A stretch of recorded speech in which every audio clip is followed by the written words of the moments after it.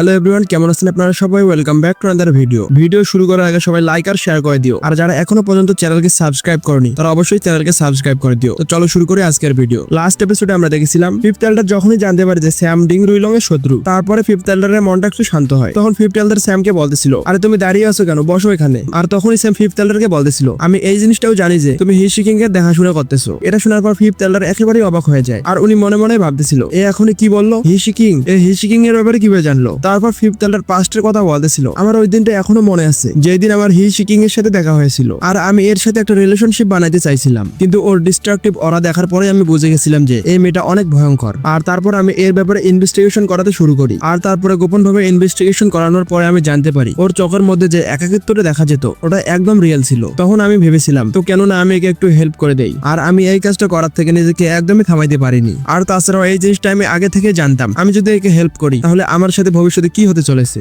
আর তারপরে আমি এইসব থেকে নিজেকে পিছনে সরিয়ে নেই, আমি এর দায়িত্ব অন্য কিছু লোকের উপরে দিয়ে দেই। আর আমি বলেছিলাম যে তোমরা এর উপরে নজর রাখবে। আমি এই জিনিসটা আগে থেকেই জানতাম যে আমি কখনোই একে ছুঁইতে পারবো না, এই জন্য আমি বাকি সব লোকেদেরকেও একে ছোঁয়ার জন্য মানা করে দিয়েছি। আর এই কারণেই আমি ডিং রুইলং এর সাথে ক্লোজ হতে শুরু করি। আর দেখো এখন স্যাম আমার সামনে দাঁড়িয়ে আছে আর লি শিকিং এর নাম নিচ্ছে। আমার মনে হয় স্যাম অবশ্যই এই মেয়েটাকে চেনে আর তার কারণে এ ডিং রুইলং এর বিরুদ্ধে যাচ্ছে। আর আমি জানি এ আমার বন্ধু। আর আমার মনে হয় স্যাম লি শিকিং এর কিছু না কিছু তো হয়। আর এই জন্যই স্যাম ডিং রুইলং কে এতটা ঘৃণা করে আর ওকে মারার জন্য উঠে পড়ে লেগেছে, এমনটাই মনে হবে। আর তারপর ও হাসতে হাসতেই বলতেছিল, বন্ধু আমি তোমার কথা বুঝতে পারছি, তুমি ওর সাথে দেখা করতে চাও তাই না? তো যদি এই ব্যাপার হয় তোমাকে একদম টেনশন করা লাগবে না, আমি ওর সাথে তোমার দেখা করিয়ে দিব, আমি সবকিছু অ্যারেঞ্জ করিয়ে দিব। তখন স্যাম ফিফথ এল্ডারকে বলতেছিল, মা তুমি কার ব্যাপারে কথা বলতেছো? আমি তোমার কাছে শুধু এই জিনিসটাই চাই যে তুমি ওদের সবাইকে ডং হয়ে নিয়ে আসো, যাতে এইখানে আসল খেলা শুরু করা যেতে পারে। তখন মাও একটু হেসে বলতেছিল, বন্ধু তোমার জন্য কি মধু যথেষ্ট হবে না? সেই কারণে তুমি তোমার জায়গাও চেঞ্জ করতেছো যে তুমি কার সাথে কোথায় দেখা করতে চাও। তখন স্যাম মাওকে বলতেছিল, আরে এমন কোনো ব্যাপার নাই, আর তুমি যদি কথা বলো লি শিকিং এর তাহলে ওর সাথে আমি আগেই দেখা করেছি। আর তারপরে ও বলতেছিল,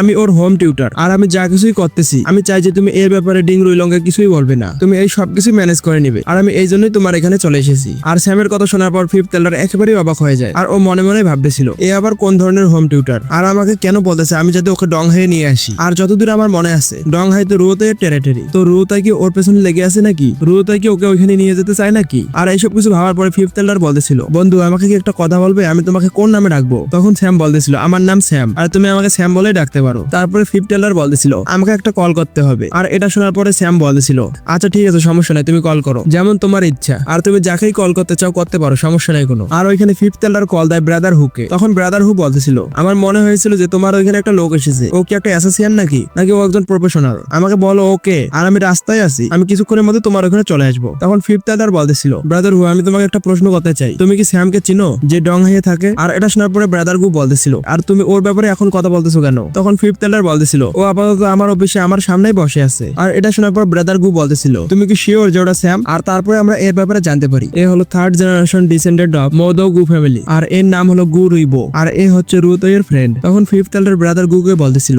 এই স্যামটা আবার কে? তুমি একবার তো আমার সামনে এর ব্যাপারে কথা বলেছিলে, কিন্তু এর ডিটেলস আমি ভুলে গেছি। তখন ব্রাদার গু বলতেছিল, তুমি 1 মিনিট দাঁড়াও, আমি চেক করে বলতেছি তোমাকে। আর যখনই কল কাট হয়ে যায় তখন স্যাম ফিফথ এল্ডারকে বলতেছিল, গু রুইবো কি এখানে আসতেছে? তখন ফিফথ এল্ডার বলতেছিল, হ্যাঁ ও আমাকে বলো ও খুব তাড়াতাড়ি এখানে চলে আসবে। আর মিস্টার স্যাম আপনি কি ব্রাদার গুকে চিনেন? আর ও তারপরে মনে মনে ভাবতেছিল, এ যদি সবকিছু জানেই তাহলে এ এত কিছু করতেছে কেন, আর ওর সাথে দেখা করার জন্য ওকে এখানে ডাকতেছে কেন? তখন স্যাম ফিফথ এল্ডারকে বলতেছিল, একভাবে বললে আমি ওকে চিনি আর অন্যভাবে বললে আমি ওকে চিনিও না, আর ওর সাথে একদম সেম ব্যাপারটাই হয়েছে, ও আমার ব্যাপারে তো শুনেছে কিন্তু আমরা কখনো একজন আরেকজনের সাথে দেখা করিনি। আচ্ছা যাই হোক বাদ দাও এসব, আমাদেরকে আপাতত হিশিকিং এর ব্যাপারে কথা বলতে হবে। আর তারপর ফিফথ এল্ডার হিশিকিং এর ব্যাপারে সবকিছু স্যামকে বলে দেয়। আর সবকিছু বলার পরে ফিফথ এল্ডার বলতেছিল, সামনের কয়েকদিন তুমি ওর সাথে যা কিছুই করতে চাও না কেন করতে পারো, আমি এর ব্যাপারে কাউকেই কিছু বলবো না, আমি এমনটা ভাববো যে আমি ওকে ভুলে গেছি। আর তখনই স্যামের ওইখানে রুয়োতাইয়ের কল আসে। আর স্যাম কলটা ধরার পর বলতেছিল, হ্যাঁ রুয়োতাই বলো কি ব্যাপার? আর অন্যদিক থেকে রুয়োতাই জিজ্ঞেস করতেছিল, এখনই আমার এখানে আমার বন্ধুর কল এসেছিল আর ও আমাকে জিজ্ঞেস করতেছিল তুমি কি ফিফথ এল্ডার মাউয়ের সাথে আসো নাকি? তখন স্যাম বলতেছিল, তোমাকে কি এখনই গুইরুই কল করেছিল নাকি? আর ওই তোমাকে এইসব কিছু জিজ্ঞেস করেছে তাই না? তখন রুয়োতাই একটু চিন্তার মধ্যে ছিল আর ও স্যামকে বলতেছিল, হ্যাঁ ওই এখন আমাকে কল করেছিল, আর ও যদি কোনো ভুল করেছে তাহলে তুমি ওকে কিছু বলিও না প্লিজ, আমি এই ব্যাপারে ওর সাথে কথা বলে নিব। তখন স্যাম রুয়োতাইকে বলতেছিল, তোমার মনে হয় কোনো ভুল হয়েছে,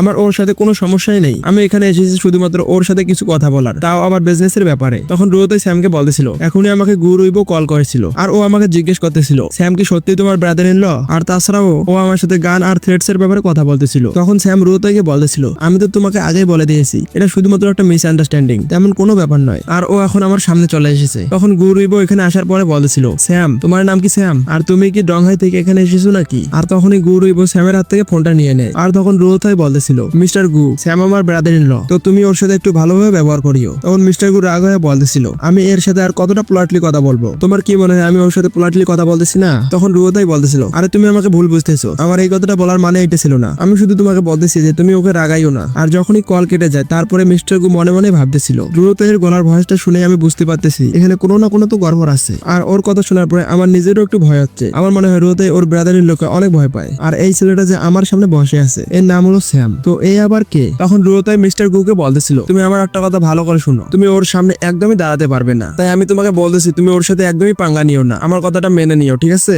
আর যদি তুমি এমনটাও করো পরে আমাকে বলিও না যে আমি তোমাকে আগেই সতর্ক করিনি। আর এই কথাটা শোনার পরে মিস্টার গুতো একদমই অবাক হয়ে গেছিল। আর তারপরে ও রুয়োতাইকে বলতেছিল, তুমি কি আমাকে একটু ভালো করে বলবে যে এখানে হচ্ছেটা কি? তখন রুয়োতাই বলতেছিল, আমার ব্রাদার ইন লর গাইডেন্সের কারণে আমি হুই ফ্যামিলির বিজনেসকে অনেক ভালোভাবে সামলাতে পেরেছিলাম। আর ওর কাছে সব জিনিসেরই ইনফরমেশন পাওয়া যায়। তাই আমি তোমাকে বলতেছি যদি তোমার কোনো ইনফরমেশন প্রয়োজন হয় তাহলে তুমি ওকে জিজ্ঞেস করতে পারো, তুমি ওর কাছ থেকে সব ধরনের ইনফরমেশন পাবে। এটা শোনার পরে তো মিস্টার গু অবাক হয়ে দাঁড়িয়েছিল। আর মিস্টার গু রুয়োতাইকে জিজ্ঞেস করতেছিল এর ব্যাকগ্রাউন্ডটা কি? তখন রুয়োতাই বলতেছিল, আমরা এর ব্যাকগ্রাউন্ডের ব্যাপারে একদমই জানি না। আর তাছাড়াও এই আমার বাবার সাথেও ডিল করে নিয়েছে। আর এই জন্য আমরা এখন কিছুই বলতে পারবো না, আর একে কিছু জিজ্ঞেসও করতে পারবো না। এটা শোনার পরে মিস্টার গু বলতেছিল, আচ্ছা ঠিক আছে আমি বুঝতে পেরে গেছি। আর কল কাটার পরে মিস্টার গু স্যামের ওখানে চলে আসে। আর স্যাম বলতেছিল, মিস্টার গু আমি অনেকদিন যাবত তোমার নাম শুনতেছি, আর আমি অনেক কয়েক জায়গায় তোমার নাম শুনতেছি। তখন মিস্টার গু বলতেছিল, আপনি যে মুডুতে আসতেছেন আমাকে তো একবারও বলেননি। আপনি যদি আমাকে বলতেন তাহলে আমি কাউকে পাঠিয়ে দিতাম আর ও আপনাকে ওয়েলকাম করে এখানে নিয়ে আসতো। মিস্টার গুর এই ধরনের হাসি দেখে তো ফিফথ টেলারও একটু অবাক হয়ে যায়। আর ও মনে মনেই বলতেছিল, এ এতটা হাসতেছে কেন?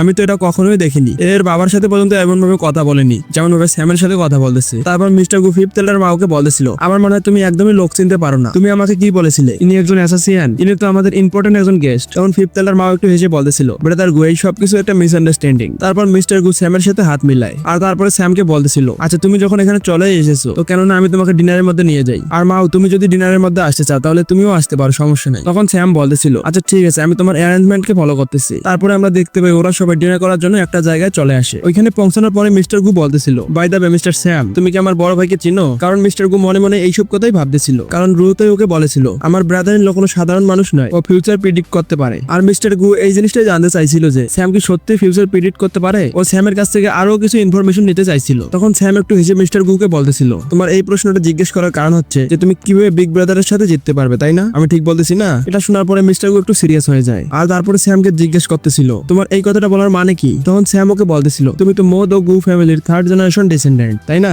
আর তুমি আর তোমার ভাই গু রুইকিয়াং দুইজনেই বিজনেস জিনিয়াস। আর তোমাদের দুইজনকেই ফবসের 30 বছরের কম বয়সী 30 জন বিজনেসম্যানের লিস্টে নির্বাচন করা হয়েছিল। আর অন্যান্য ফ্যামিলির কাছে তোমরা দুইজন গু ফ্যামিলি টুইন স্টার হিসেবে প্রশংসিত হয়েছিলে। আর তোমাদের দুইজনের রিলেশনশিপও ক্লোজ ছিল। আর দেখে মনে হচ্ছিল যে তোমাদের দুইজনের মধ্যে এটা একটা হেলদি কম্পিটিশন আসছে। কিন্তু তোমার ফ্যামিলির বেশিরভাগ লোকই তোমার বড় ভাইকে সাপোর্ট করে। যদিও তুমি ভালোভাবে কাজ করতেছো কিন্তু তবুও তোমার ফ্যামিলির এই জিনিসটা কেউ কেয়ার করে না। তোমাকে যতটুকু এপ্রিশিয়েট করা উচিত তোমার ফ্যামিলির এই জিনিসটা কেউ করে না। আর তুমি যদি তোমার বড় ভাইয়ের সাথে জিততেও চাও কিন্তু তবুও তুমি এটা পারবে না। তখন মিস্টার গু এই কথাটা শোনার পর মনে মনেই বলতেছিল, এ অনেক কিছু বলতেছে ঠিক আছে, কিন্তু কিছুটা ইনভেস্টিগেশন করার পর এই সবকিছুই জানা যায়। রোদই আমাকে বলেছিল যে এই ফিউচার প্রেডিক্ট করতে পারে, কিন্তু আমার মনে হয় না যে এই ফিউচার প্রেডিক্ট করতে পারে। ও আমাকে একটু বেশি বেশি বলে ফেলেছে। তখন স্যাম একটু এসে বলতেছিল, আমি তোমাকে যা কিছুই বলতেছি এর মানে এটা নয় যে তোমার কাছে কোনো চান্সই নেই। তুমি যদি একটু পরিশ্রম করো তাহলে তোমার কাছে একটা চান্স আছে। আর এইটার মাধ্যমে তুমি তোমার বড় ভাইকেও হারাতে পারবে। আর এটা শোনার পরে মিস্টার গু মনে মনে ভাবতেছিল এর এই কথাটা বলার মানেটা কি। তারপরে মিস্টার গু স্যামকে বলতেছিল, তুমি যেহেতু জানো যে আমার ভাইয়ের সাথে আমার রিলেশনশিপ কেমন তাহলে তুমি এই কথাটা আমাকে কেন বলতেছো? তুমি তো জানো যে আমি তোমার কথাটা শুনবো না। তখন স্যাম ওকে বলতেছিল, আরে এইরকম ব্যাপারটা নয়, এটা এমন ব্যাপার নয় যে তুমি তোমার বড় ভাইকে হারিয়ে দিবে। এই কথাটা হচ্ছে বিজনেসের ব্যাপারে। তুমি যদি ওর থেকেও বেশি ধনী হতে চাও,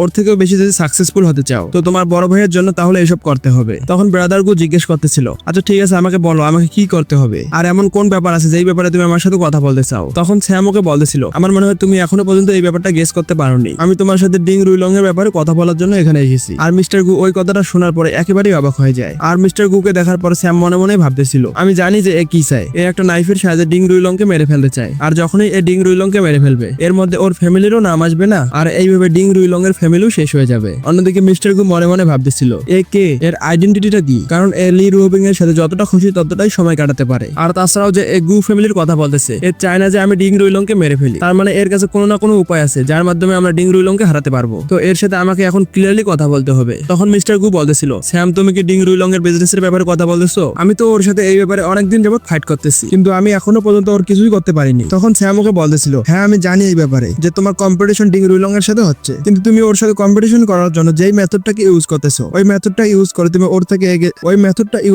ওর থেকে একদমই আগাতে পারবে না। কিন্তু আমি তোমার সাথে যেই মেথডটা নিয়ে কথা বলার জন্য এসেছি, তুমি যদি ওই মেথডটা ফলো করো তাহলে তুমি 1 বছরের মধ্যে তোমার ভাইকেও পেছনে ফেলে দিতে পারবে আর তুমি অনেক দূর এগিয়ে যাবে। মিস্টার গু স্যামের এই কথাটা শোনার পর আবারও অবাক হয়ে যায়। আর তারপর ও মনে মনে বলতেছিল, রুয়োতে তো আমাকে একদম ঠিক কথাই বলেছিল, আমাকে এর কথাটা মেনে নেওয়া উচিত, কিন্তু তবুও আমার মনে হচ্ছে এ শুধুমাত্র ফাপড়বাজি করতেছে। তখন মিস্টার গু রুয়োতে এর কথা ভেবে বলতেছিল, আচ্ছা ঠিক আছে, আমি তোমার কথা মানার জন্য রাজি আছি। তখন স্যাম বলতেছিল, আচ্ছা ঠিক আছে, যদি এই ব্যাপার হয় তাহলে শুধুমাত্র আমাকে একটা কল করতে দাও। তারপর স্যাম ওর ফোনটা বের করে আর ফোন বের করে ও ইউরংকে কল করে। আর ইউরং কল পিক করে বলতেছিল, স্যাম তুমি কি আমাকে মিস করতেছিলে নাকি? তারপর স্যাম ইউরংকে বলে, তুমি এখনই মোডুতে চলে আসো। তখন ইউরং বলতেছিল, হ্যাঁ তোমাকে টেনশন করা লাগবে না, তুমি যেহেতু আমাকে কল করেছো আমি কিছুক্ষণের মধ্যে ওইখানে চলে আসতেছি। আর এই কথাটা শোনার পর মিস্টার গু একেবারে অবাক হয়ে গেছিল। আর ও তো মনে মনে বুঝতে পারছিল যে এটা তো রুয়োবিং এর ভয়েস ছিল না। আর ও বুঝতে পেরে গেছিল যে এটা তো রুয়োবিং এর ভয়েস ছিল না, এ লি রুয়োবিং এর বয়ফ্রেন্ড, কিন্তু এ তবুও অন্য কোনো মেয়ের সাথে কথা বলতেছে। তো আমার মনে হয় না যে এ যার সাথে ফোনে কথা বললো ও অতটাও ইম্পর্টেন্ট হবে। আর এর কথা শোনার পরে যদি আমি আমার ভাইকে সারপাস করে ফেলতে পারি তাহলে আমি একে আমার লিডার মেনে নিব।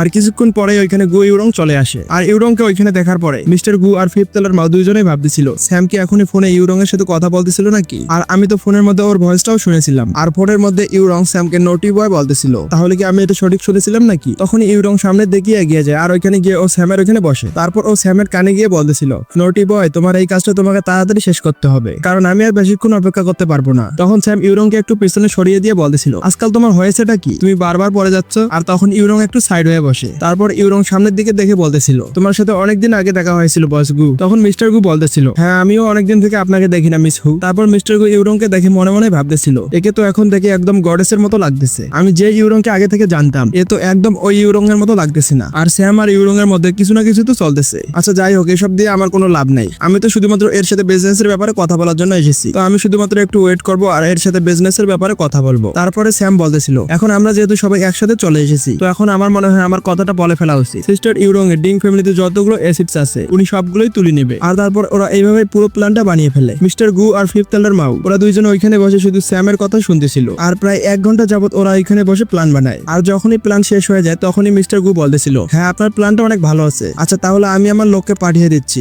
যাতে ওরা গিয়ে ফাইল নিয়ে আসতে পারে। তখন ফিফথ এলার মাউ বলতেছিল, আচ্ছা ঠিক আছে, তাহলে আপনারা দুইজন এখানে বসে থাকেন, আমিও মিস্টার গু এর সাথে বাইরে যাচ্ছি, আমি বাইরে গিয়ে ওনার সাথে একটু স্মোকিং করে আসি। আর ওরা দুজন ওইখান থেকে যাওয়ার পরে ইউরং বলতেছিল, তুমি আমাকে এখানে ডেকে এনেছো কিন্তু তুমি এখনো পর্যন্ত আমাকে কিছুই বলনি, আর তাছাড়াও তুমি একজন নতুন বিজনেস পার্টনারও বানিয়ে ফেলেছো। তখন স্যাম ইউরংকে বলতেছিল, কেন তুমি আমার ডিসিশনে কি খুশি হওনি? তুমি কি স্যাটিসফাইড হওনি? তখন ইউরং বলতেছিল, হ্যাঁ আমি স্যাটিসফাইড হয়েছি, আমি পুরোপুরি ভাবে স্যাটিসফাইড হয়েছি, আর তুমি তো আমার লিটল হাজবেন্ড, কি আমি ঠিক বলতেছি না? তখন স্যাম বলতেছিল, তুমি কোন ব্যাপারে কথা বলতেছো? এটাও আমার একটা প্ল্যানের অংশ। আর এই কথাটা শোনার সাথে সাথে ইউরং দাঁড়িয়ে যায়। আর তারপরে ও বলতেছিল, আমি আর তোমার সাথে এই ব্যাপারে কোনো কথা বলতেই চাই না। আর তারপরে ও স্যামের কোলে বসে বলতেছিল, তুমি এই সবকিছুই করেছো আমার জন্য, তো তোমাকে এই জিনিসটা অবশ্যই স্বীকার করতে হবে। তারপর স্যামের মুখের কাছে ওর মুখটা নিয়ে এসে বলতেছিল, শুধুমাত্র আমার জন্য এতটুকুই যথেষ্ট। আর তুমি কি গু রুইবুকে এই জিনিসটা জানতে দিতে চাও যে আমাদের দুইজনের মধ্যে কি চলতেছে? তখন স্যাম ইউরংকে বলতেছিল, আরে এমন কোনো ব্যাপার না, এমন নয় যে আমরা ওকে আমাদের রিলেশনশিপটা জানতে দিতে পারি না, শুধু আমি চাই যাতে আমাদের এই রিলেশনশিপটা সিক্রেট থাকে, আর এটা করলে আমাদের জন্যই ভালো হবে। তখন ইউরং বলতেছিল, আমার মনে হয় তোমার এই সিক্রেটটা যদি লিক হয়ে যায় আর রুয়োবিং যদি এই জিনিসটা জানতে পারে তাহলে তোমার জন্য অনেক বড় একটা সমস্যা হতে পারে। এর ফলে রুয়োবিং এর সাথে তোমার রিলেশনশিপের উপরে এফেক্ট পড়বে। এখন ওরা দুজন ওইভাবেই বসেছিল, কিন্তু তখনই মিস্টার গু ওইখানে চলে আসে। আর ওদের দুজনকে ওইখানে ওইভাবে দেখার পর মিস্টার গু একেবারেই অবাক হয়ে যায়। আর মিস্টার গুকে ওইখানে দেখার সাথে সাথে ইউরং ওইখান থেকে সাইড হয়ে যায়। আর মিস্টার গু ওইখানে আসার পর বলতেছিল, স্যাম আমি কল দিয়েছিলাম আমার লোককে, খুব তাড়াতাড়ি ওরা ডকুমেন্ট নিয়ে এখানে আসতেছে। আর এখনো মিস্টার গু একটু ঘাবড়েছিল। আর মিস্টার গু মনে মনে ভাবতেছিল, আমি একদমই ভুল দেখিনি, আমি এখনই দেখলাম ইউরং স্যামকে কিস করতেছে। আর যতদূর আমার মনে আছে ইউরং তো একদমই এমন ছিল না। এটাই কি ওই ইউরং যাকে আমি আগে থেকে জানতাম?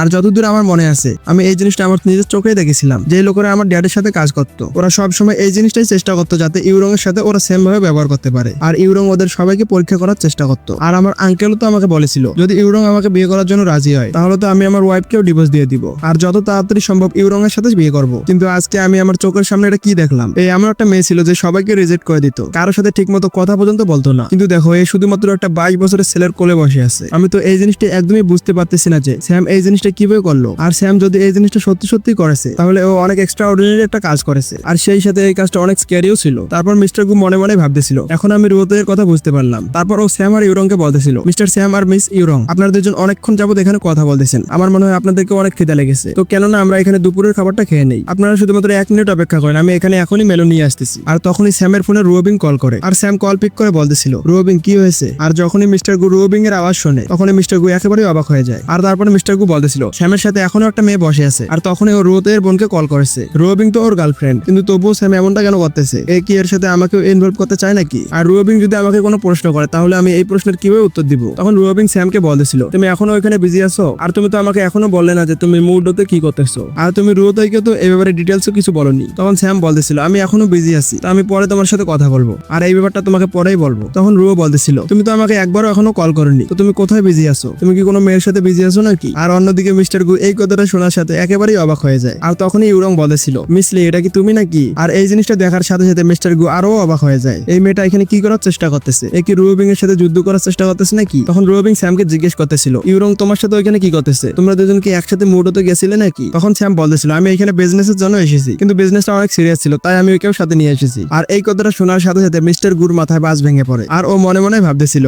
স্যাম চাইলে সবকিছুই করতে পারে, আর স্যামের সামনে কেউ কিছুই করতে পারবে না। আর আমি এখন থেকে স্যামকে অ্যাডমায়ার করি। আমি যদি এইভাবে ধরা পড়তাম তাহলে সিচুয়েশন আমি এইভাবে জীবনে হ্যান্ডেল করতে পারতাম না, যেভাবে মিস্টার স্যাম একটা মেয়ের সাথে বসে আর একটা মেয়ের সাথে কথা বলতেছে। তখন রুবিং মনে মনে ভাবতেছিল, ও আমাকে বলেছে যে ও বিজনেসের জন্য মুডতে গেছে, আর ওই বিজনেসটা অনেকটাই সিরিয়াস, এর থেকে আর বেশি আমার কি বা জানার আছে। তারপর রু স্যামকে বলতেছিল, আচ্ছা ঠিক আছে, তুমি তোমার কাজ করো, আমি তোমার জন্য অপেক্ষা করতেছি। আর কল করার পর স্যাম বলতেছিল, মিস্টার গু আপনি এখন আপনার ডিশগুলো অর্ডার করুন, আর হ্যাঁ ভালো ভালো ডিশ অর্ডার করবেন, যাতে আমরা এখানে ভালো করে খেতে পারি, আর বাকি সব কথা আমরা খাবার খাওয়ার পরে করবো। আর এই কথাটা শোনার সাথে সাথেই মিস্টার গু খাবার অর্ডার করার জন্য চলে যায়। তো এরপর কি হয় আমরা দেখবো নেক্সট এপিসোডে। ভিডিও কেমন হয়েছে কমেন্ট করে অবশ্যই জানাবে। ভিডিও ভালো লাগলে ভিডিওকে লাইক করে চ্যানেলকে সাবস্ক্রাইব করে দিও, আর এই চ্যানেলের সমস্ত আপডেটস জানার জন্য অবশ্যই টেলিগ্রাম চ্যানেলে জয়েন হবে। ততক্ষণ পর্যন্ত ভালো থাকবে, দেখা হবে পরবর্তী ভিডিওতে।